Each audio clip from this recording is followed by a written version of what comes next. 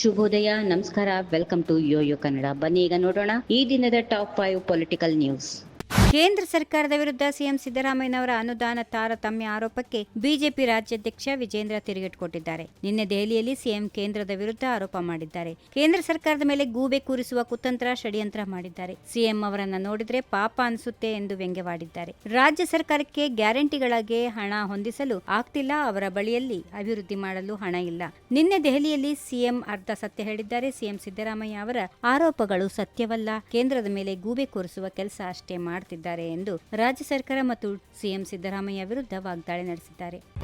ಕೇಂದ್ರದಲ್ಲಿ ನರೇಂದ್ರ ಮೋದಿ ನೇತೃತ್ವದ ಎನ್ಡಿಎ ಸರ್ಕಾರದ 11 ವರ್ಷಗಳ ಆಡಳಿತವನ್ನು ಟೀಕಿಸಿದ ಕಾಂಗ್ರೆಸ್ ರಾಜ್ಯಾಧ್ಯಕ್ಷ ಮಲ್ಲಿಕಾರ್ಜುನ್ ಖರ್ಗೆ ಅವರು ಬುಧವಾರ ಪ್ರಧಾನಿ ಅವಧಿಯಲ್ಲಿ 33 ತಪ್ಪುಗಳನ್ನು ಮಾಡಿದ್ದಾರೆ ಎಂದು ಆರೋಪಿಸಿದರು. ಇಷ್ಟೊಂದು ಸುಳ್ಳು ಹೇಳುವ ಮತ್ತು ಜನರನ್ನ ಬಲೆಗೆ ಬೀಳಿಸುವ ಮತ್ತು ಯುವಕರನ್ನ ವಂಚಿಸುವ ಪ್ರಧಾನಿಯನ್ನ ನಾನು ಎಂದಿಗೂ ನೋಡಿಲ್ಲ ಎಂದು ಅವರು ಹೇಳಿಕೊಂಡರು.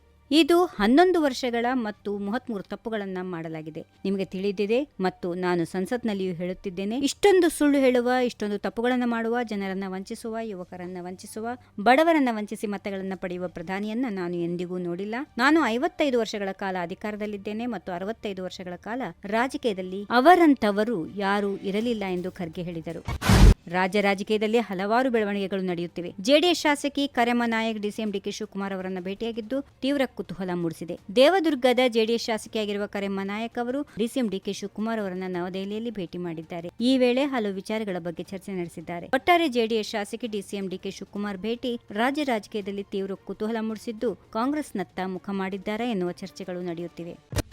ಮುಖ್ಯಮಂತ್ರಿ ಸಿದ್ದರಾಮಯ್ಯ ಅವರು ಹೆಚ್ಚೆಂದರೆ ನವೆಂಬರ್ವರೆಗೆ ರಾಜ್ಯದ ಮುಖ್ಯಮಂತ್ರಿಯಾಗಿ ಮುಂದುವರಿಯುತ್ತಾರೆ. ನಂತರ ಸಿಎಂ ಬದಲಾವಣೆಯಾಗುತ್ತದೆ. ಡಿಕೆ ಶಿವಕುಮಾರ್ ಅಥವಾ ಮಲ್ಲಿಕಾರ್ಜುನ್ ಖರ್ಗೆ ಇಬ್ಬರಲ್ಲಿ ಒಬ್ಬರು ಸಿಎಂ ಆಗುತ್ತಾರೆ ಎಂದು ವಿಧಾನ ಪರಿಷತ್ ಸದಸ್ಯ ಎಚ್ ವಿಶ್ವನಾಥ್ ಅವರು ಹೇಳಿದ್ದಾರೆ. ಸುದ್ದಿಗೋಷ್ಠಿಯನ್ನು ಉದ್ದೇಶಿಸಿ ಮಾತನಾಡಿದ ವಿಶ್ವನಾಥ್ ಅವರು, ಸಿಎಂ ಸಿದ್ದರಾಮಯ್ಯ ಅವರು 10 ವರ್ಷದ ಹಿಂದೆಯೇ ಜಾತಿವಾರು ಜನಗಣತಿ ಮಾಡಿಸಿದ್ರು. 1.5 ಲಕ್ಷ ಶಿಕ್ಷಕರು 2 ವರ್ಷ ಗಣತಿ ಮಾಡಿದ್ದರು. ಅದಕ್ಕೆ 170 ಕೋಟಿಗೂ ಅಧಿಕ ಹಣ ಖರ್ಚಾಗಿತ್ತು. ಆಗಿನಿಂದಲೂ ವರದಿ ಬಹಿರಂಗ ಮಾಡದೆ ಹಾಗೆ ಇಟ್ಟುಕೊಂಡಿದ್ರು. ಇದೀಗ ಹೈಕಮಾಂಡ್ಗೆ ಹೆದರಿಕೊಂಡು ಮತ್ತೆ ಜಾತಿ ಗಣತಿ ಮಾಡುವುದಾಗಿ ಹೇಳಿದ್ದಾರೆ. ಇದು ಹೇಗೆ ಸಾಧ್ಯ ಎಂದು ಪ್ರಶ್ನಿಸಿದರು.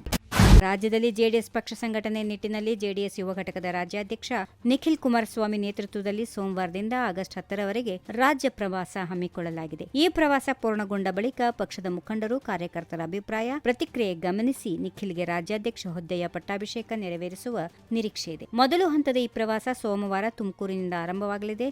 ನಿಖಿಲ್ ಅವರು ಒಟ್ಟು 58 ದಿನಗಳ ಕಾಲ ತುಮಕೂರು, ರಾಯಚೂರು, ಕೊಪ್ಪಳ, ವಿಜಯನಗರ ಸೇರಿದಂತೆ ರಾಜ್ಯದ ವಿವಿಧ ಜಿಲ್ಲೆಗಳ 90 ವಿಧಾನಸಭಾ ಕ್ಷೇತ್ರಗಳಿಗೆ ಭೇಟಿ ನೀಡಲಿದ್ದಾರೆ. ಈ ವಿಡಿಯೋ ನಿಮಗೆ ಇಷ್ಟವಾದಲ್ಲಿ ಲೈಕ್ ಮಾಡಿ, ಶೇರ್ ಮಾಡಿ, ಸಬ್ಸ್ಕ್ರೈಬ್ ಮಾಡಿ.